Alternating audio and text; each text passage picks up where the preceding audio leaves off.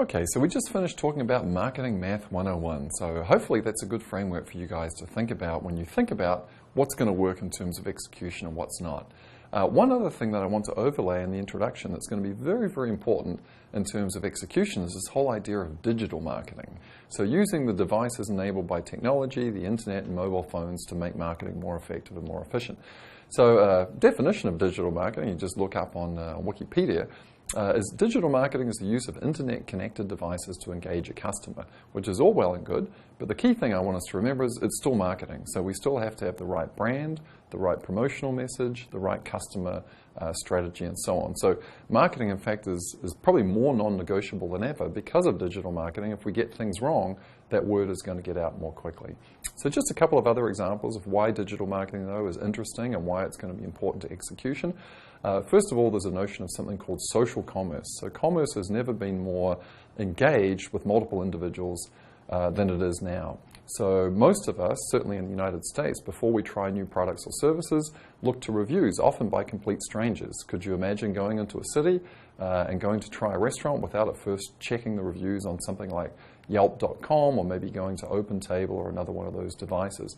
Would you buy a book on Amazon without looking at the reviews first? So commerce is much, much more social. People taking cues from other people, both friends and strangers, and we'll be talking about that.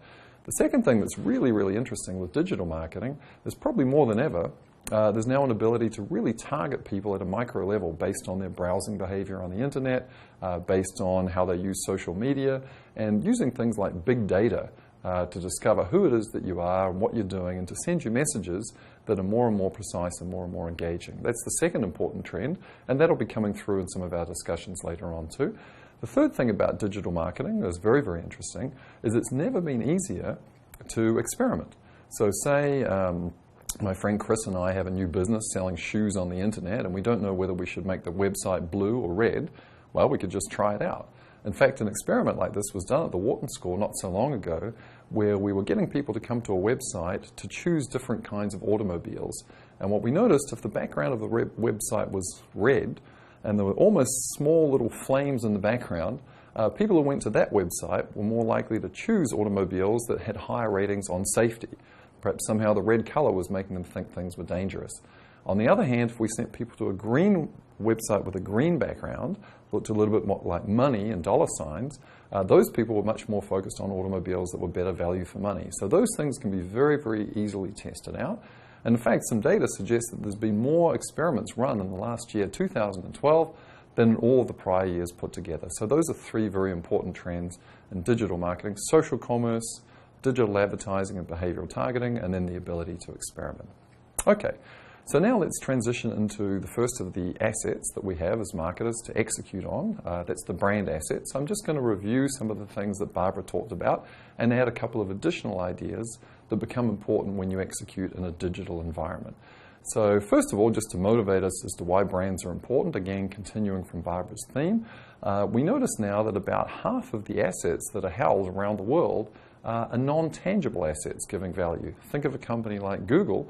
Google recently celebrated its 15th year anniversary and is one of the most important brands in the world, not because it has huge factories and huge physical plant, but because it has intellectual capital.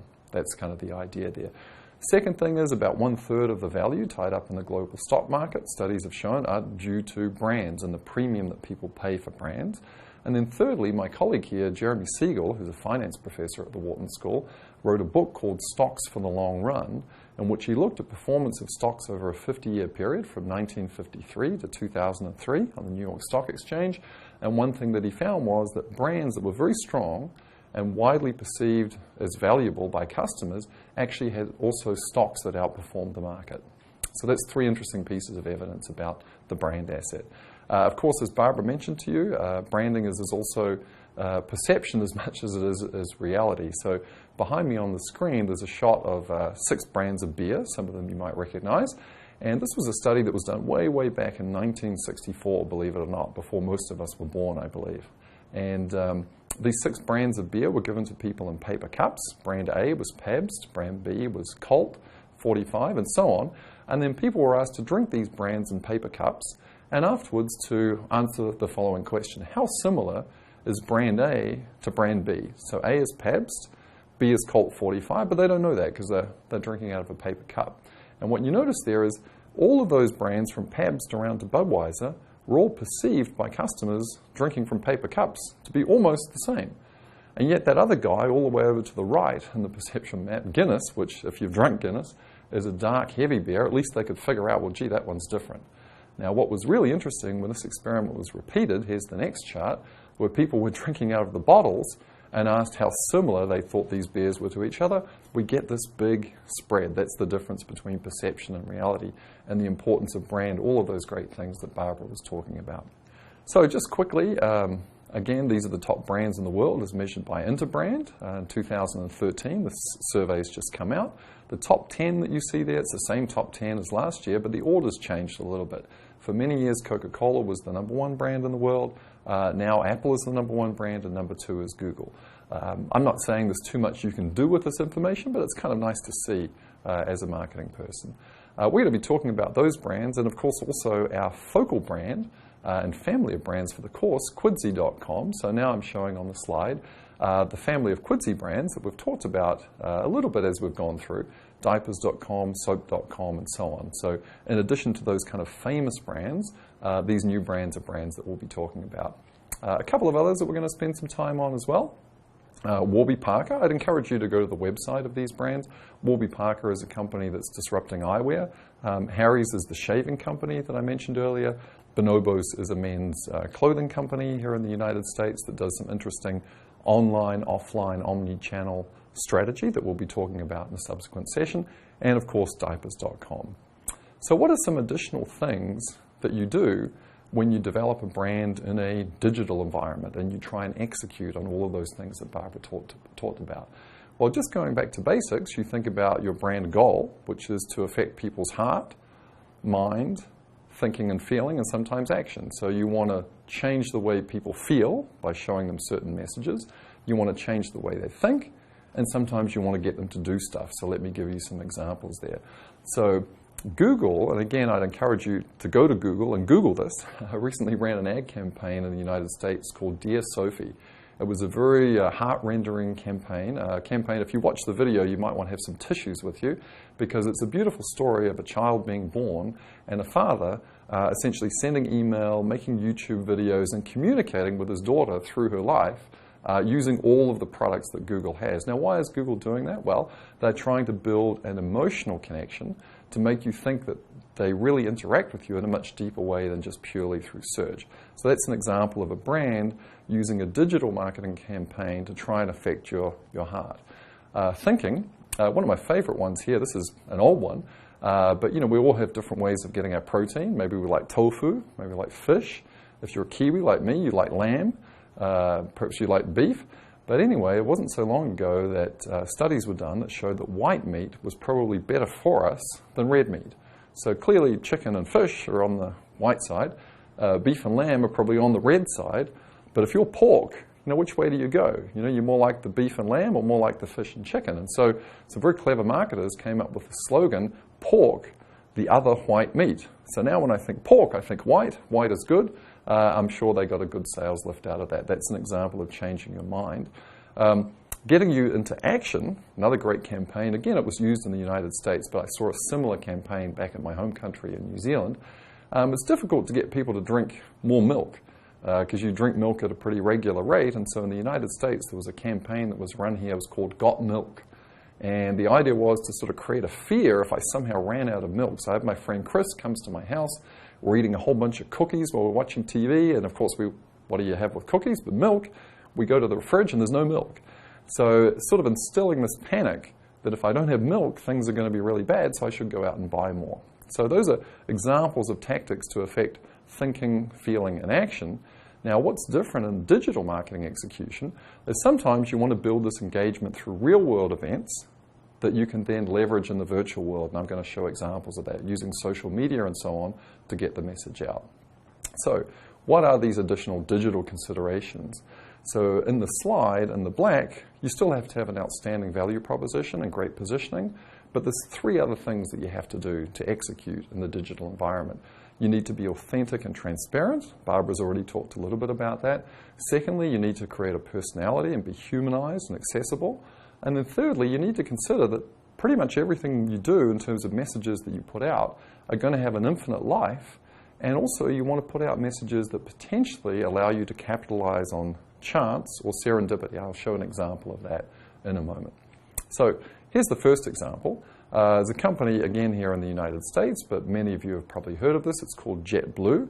JetBlue is an airline that flies internally around the US. And a few years ago, they ran a campaign called AYCJ, All You Can Jet. And for $600 or $599, you could buy a ticket that would allow you to fly anywhere for an entire month. Okay? People responded to this very well. It was promoted over Twitter. They got about a 700% lift in traffic to the website. Very, very successful campaign. But here's the extra brand consideration to think about in a digital environment. It just so happened a gentleman named Drew Lawrence was going on a campaign, 29 cities in 29 days. He was trying to raise money for cancer, a very worthy thing to do, and he took advantage of this promotion. And when he took advantage of this promotion, this was picked up by news outlets and traditional media, and of course generated a tremendous lift to the campaign for JetBlue. So that's what I'm saying in terms of capitalizing on serendipity or putting messages out into the digital environment that allow other good things to happen. Again, just continuing on, you also have to be a little bit careful in the digital environment. I'm going to show you a slide now of McDonald's, one of the world's top brands, as we saw in a previous slide, who tried to start in Twitter a hashtag called McD Stories, hopefully so that I would go there and talk about the great time I had with my friend chomping on a Big Mac. Unfortunately, this Twitter hashtag was hijacked by people who didn't like McDonald's, who then produced some really kind of negative things about the company, some of which I've shared with you. So that's making the point that you just have to be careful because of the way people are going to capitalize in the digital environment for better or for worse on your marketing initiatives.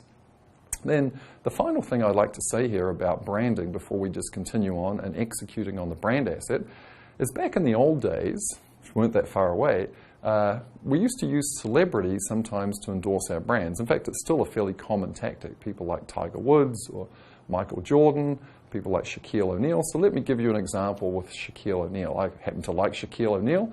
He seems like a good guy. He's a good basketball player as well. I believe he recently completed his PhD, and he's also a part-time policeman. Who couldn't like Shaquille? So you see Shaquille on TV in the United States promoting the Buick. And so part of the good feeling I have about Shaquille then transfers over onto the Buick. That's great news for the automobile Buick, because now I feel better about Buick. But at the same time, I kind of step back a little bit and say, you know what? I don't know if Shaquille O'Neal's really driving a Buick. That doesn't seem fancy enough for Shaquille. So there's a bit of a mismatch between the personality and also the brand that's being promoted. But of course, in the age of YouTube and social media, what we now have is we have so-called organic celebrities springing up. So what I'm showing on the slide here is a lady called Ree Drummond, who has positioned herself as the so-called pioneer woman. So Ree knows everything about Southern cooking, Southern way of living in the United States, manners, baking, and so forth. So if I were Land O'Lakes butter, who would be a better person to promote my product, Ree or some famous actress? And in the age of 2013, Ree is a better person because she's organic and she's authentic.